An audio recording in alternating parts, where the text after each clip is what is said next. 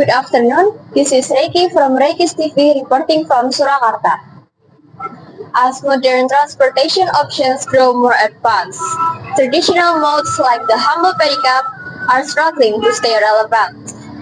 In the heart of Solo City, particularly around alun-alun, pedicab drivers are facing increasingly difficult times as passengers become fewer and far between. Here's the report. Once a charming way to explore the city, pedicabs were a familiar sight at alun-alun Solo. Today, they remain, but mostly stationary. Many drivers sit for hours waiting for passengers who never come. The rise of online driver apps, private transportations, and the demand for speed has left these slow-moving icons at a crossroads. Here with me is one of the pedicab drivers, Pak Bukhori, who has been pedaling since 2015. Permisi Pak, di sini saya mau sedikit bertanya-tanya. Kira-kira gimana sih Pak kondisi penumpang becak yang sekarang dibandingkan yang dulu? Jauh sih, jauh. Ramai ya dulu. Jauh. Terus menurut Bapak, kira-kira apa sih yang membuat becak semakin ditinggalkan dan harapan Bapak itu apa ke depannya? Banyak banget, ya tetap nggak ada pandangan lagi deh. Kita udah tua mau kerja bangunan udah nggak mampu. Kalau becak kan, mesin kan semampunya lah. Gitu. Terima kasih ya Pak. From that interview, it's clear that time has not been kind to Solo's pedicab drivers.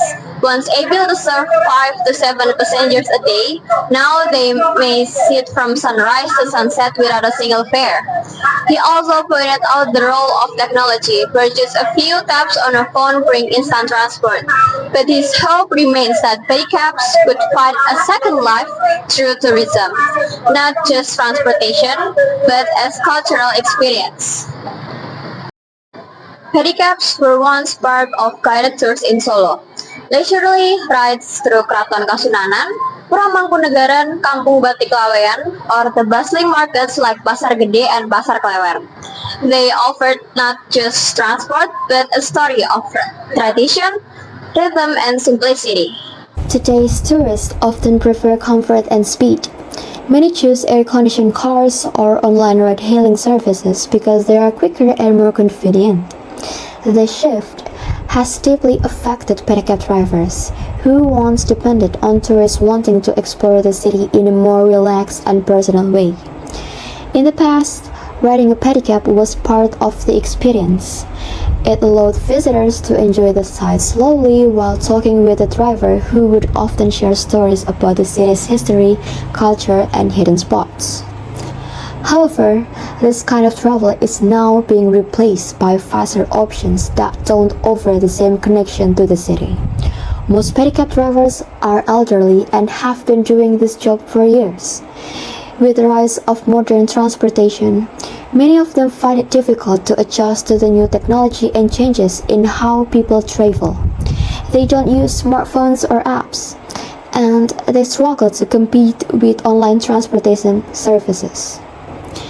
As a result, fewer tourists choose pedicabs, and many drivers report that their income has dropped by as much as 70%. Some efforts have been made to attract more interest, such as team city tours using pedicabs, but these often lack long-term support or promotion. Without continued effort and government support, pedicabs may slowly disappear from the streets of Solo. This would mean not only the loss of a livelihood for many drivers, but also the loss of a cultural icon that represents the city's identity and way of life. The pedicab is more than just a three-wheeled vehicle. It's a part of Solo's culture. Its decline is not just about changing transportation habits, but about how we value culture and people behind the tradition. The city's challenge now is not to resist modernization, but to ensure that progress does not erase heritage. Local governments, tourism boards, and the public can all play a role in keeping pedicabs moving, not just as transport, but as part of Solo's living identity. Thank you for joining us this afternoon. I'm Reiki from Reiki's TV and we will see you again with more stories from Solo, the spirit of Java.